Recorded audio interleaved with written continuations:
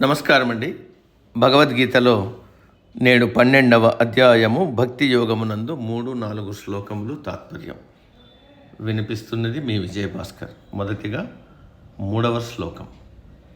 ఏ త్వక్షరమనిర్దేశ్యమవ్యక్తం పర్యుపాసతే సర్వత్ర గమచింత్యం చ కూటస్థమచలం ధ్రువం. 4వ శ్లోకం.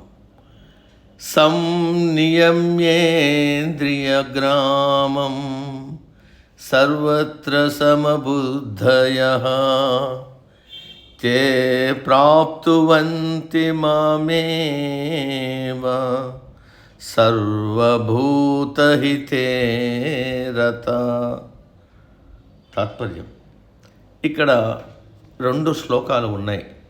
మొదటి శ్లోకంలో కృష్ణ పరమాత్మ తన నిర్గుణ పరబ్రహ్మ స్వరూపాన్ని గురించి చెప్పాడు. అక్షరం అంటే క్షరము లేనిది, నాశనము కాని మార్పు లేనిది. అనిర్దేశ్యం అంటే ఇలా ఉంటుందని చెప్పడానికి వీలు లేనిది, అంటే ఏ ఆకారము లేనిది. అవ్యక్తం అంటే కళ్ళతో చూడలేనిది, చెవులతో దాని గురించి వినలేనిది, చేతులలో తాకలేనిది, అంటే ఎవరికీ వ్యక్తం కానిది. అచింత్యం అంటే మనసులో ఊహించలేనిది, అంటే అటువంటి ఊహలకు అందనిది. సర్వత్రగమం అంటే ఈ అనంతమైన విశ్వమంతా వ్యాపించి ఉన్నది. పరమాత్మ లేని చోటు లేనిది. కూటస్థం అంటే కదలనిది అని అర్థం. కూటము అంటే కంసాలి, కమ్మరి, వాడి దగ్గర ఉండే ఇనుప దిమ్మె. దాని మీద వేడి చేసిన బంగారం కానీ ఇనుము కానీ పెట్టి సుత్తితో కొట్టి కావాల్సిన ఆకారంలోనికి మలుస్తారు, కానీ ఆ దిమ్మె మాత్రం కదలదు. ఆత్మస్వరూపుడైన పరమాత్మ కూడా వివిధ రూపాలతో పేర్లతో ప్రకృతిలో ప్రకటితం అవుతున్నా తాను మాత్రం ఏమీ అంటకుండా నిశ్చలంగా ఉంటాడు. అందుకే కూటస్థం అచలమని అన్నారు. ధ్రువం అంటే ఎప్పటికీ నిలిచి ఉండేది. ఒకప్పుడు ఉంది, ఇప్పుడు లేదు అని కాకుండా సర్వకాల సర్వావస్థలయందు ఉండేది. ఇది పరమాత్మ యొక్క నిరాకార తత్వం. మరి దీనిని ఉపాసించే వాళ్ళు ఎలా ఉండాలి అంటే, వారు తమ ఇంద్రియములను అదుపులో పెట్టుకోవాలి. ఇంద్రియములు ఎల్లప్పుడూ బాహ్య ప్రపంచంలో ఇష్టం వచ్చినట్టు సంచరిస్తూ ఉంటాయి. తాము చూసిన వస్తువుల వంక, వినిన విషయాల వంక, తాకిన మనుషుల వంక మనసును లాగుతుంటాయి. మనసు, ఇంద్రియములు బాహ్య ప్రపంచంలో విచ్చలివిడిగా విహరిస్తుంటే నిర్గుణ పరబ్రహ్మను ఉపాసించడం సాధ్యం కాదు. అందుకని ముందుగా ఇంద్రియములను, మనసును అదుపులో పెట్టుకోవాలని సూచించారు. తరువాత సర్వత్ర సమబుద్ధయ అంటే అందరి పట్ల సమత్వం కలిగి ఉండాలి. సంపదల వల్ల కానీ, విద్య వల్ల కానీ, కులం వల్ల కానీ అసమానతలు చూపకూడదు. ఒకరు ఎక్కువ, మరొకరు తక్కువ అనే భేదభావం ఉండకూడదు. ఎవరి మీద, దేని మీద అయిష్టం ప్రదర్శించకూడదు. దేని వలన మనసును అల్లకల్లోలపరచకూడదు. రాగద్వేషముల మధ్య సమత్వం కలిగి ఉండాలి. అటు రాగం కానీ, ఇటు ద్వేషం కానీ ప్రదర్శించకూడదు. సర్వభూతహితే రతాః అంటే నితాంత అపార భూతదయ కలిగి ఉండాలి. సకల భూతముల హితమును కోరుకోవాలి. ఇతరులను ద్వేషించకూడదు. ఇతరుల మనసుకు, శరీరానికి కష్టము, నష్టము కలిగించకూడదు. ఎల్లప్పుడూ అందరూ సుఖంగా, సంతోషంగా ఉండాలని కోరుకోవాలి. అందుకే శాంతి మంత్రంలో 3 సార్లు ఓం శాంతి, ఓం శాంతి, ఓం శాంతి అని అంటారు. అంటే నేను శాంతిగా ఉండాలి, నీవు శాంతిగా ఉండాలి, మనమందరం శాంతిగా ఉండాలి అని లోకహితాన్ని కోరుకుంటారు. పై లక్షణములు కలిగిన వారు ఏ ఆకారం లేనిది, చలనము లేనిది అంటే స్థిరమైనది, ఈ అనంత విశ్వమంతా వ్యాపించి ఉన్నది, నాశనము మార్పు లేనిది అయిన నా స్వస్వరూపమును ధ్యానిస్తే అటువంటి వారు నన్నే పొందుతారు అని కృష్ణ పరమాత్మ చెప్పాడు.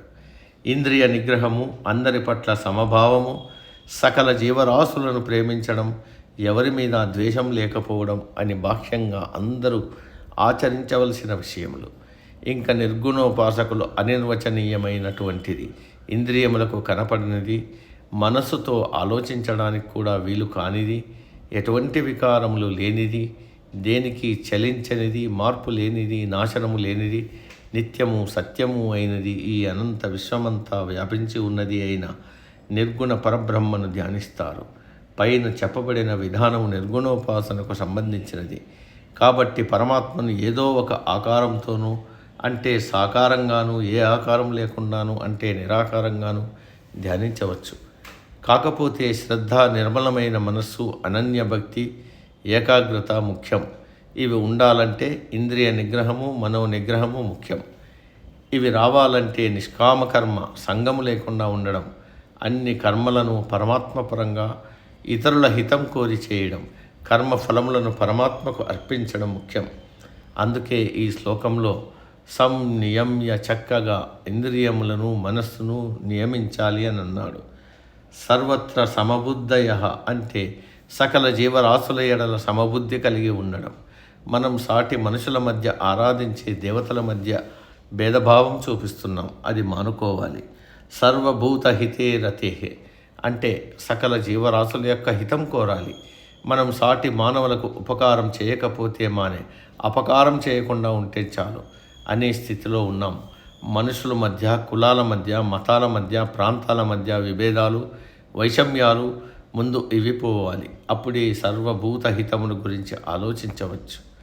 బాహ్యంగా ఈ లక్షణాలు కలిగి ఉంటేనే నిరాకారుడు, అక్షర పరబ్రహ్మ స్వరూపుడు, నిశ్చలుడు, అవ్యయుడు అయిన పరమాత్మను ధ్యానించడానికి అర్హుడు. అటువంటి వారు నిస్సహాయంగా పరమాత్మను పొందుతారు. 2వ శ్లోకంలో సగుణోపాసన గురించి చెప్పి, సగుణోపాసన చేసేవాళ్ళు యుక్తతములు అంటే మంచివాళ్ళు, యుక్తులు అని అన్నాడు. 3-4 శ్లోకాలలో నిర్గుణోపాసన గురించి చెప్పి, నిర్గుణోపాసన చేసేవాళ్ళు నన్నే పొందుతారని అంటున్నాడు. ఇది ఎలా ఉందంటే రవ్వ దోశ రుచిగా ఉంటుంది కానీ మసాలా దోశ తింటే కడుపు నిండుతుంది అన్నట్టుంది. మనకు దోశ రుచిగా ఉండాలి, కడుపు నిండాలి. ముందు నాలుకకు రుచిగా తగలాలి, తర్వాత ఆ దోశ కడుపులోకి పోయిన తర్వాత కడుపు నిండాలి. కాబట్టి మనం అందరం ముందు సగుణోపాసనతో మొదలుపెట్టి అందులో రుచిని ఆస్వాదించి యుక్తతములైన తర్వాత నిర్గుణోపాసన అవలంబించి కడుపు నింపుకోవాలంటే పరమాత్మను పొందడానికి ప్రయత్నం చేయాలి. కాబట్టి ఒకటి దాని వెంట ఒకటి చేయాలి కానీ ఏదో ఒకదానినే పట్టుకుని వేలాడకూడదు. నేటికి సమాప్తం.